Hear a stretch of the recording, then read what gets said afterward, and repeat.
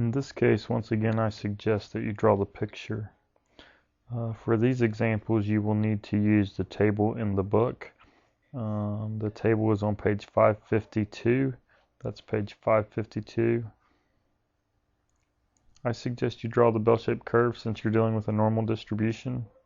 The mean here, as we said, was 110, and in this case we want the percentage of people who scored lower than 100 on the IQ test. So it doesn't matter exactly where, but give yourself an idea of what you're looking for. So we have a value of 100 there, and we want the percentage that scored lower than 100. So if we shade that region, that is the area that we want to find. So these are X values. So just like we did with the empirical rule, what we want to do is basically transform these into Z values.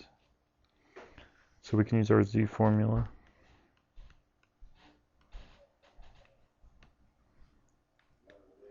Remember, the Z for the mean is always 0, so I just write that out.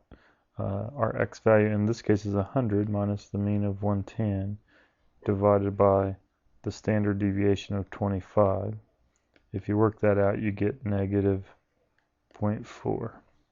So our Z value that corresponds to 100 is negative 0.4. So in order to find the area, this is where you use the table.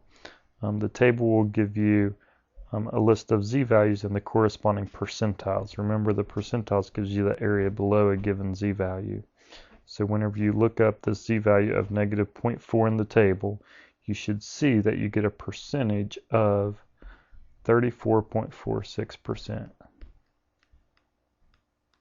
which is the solution to this question.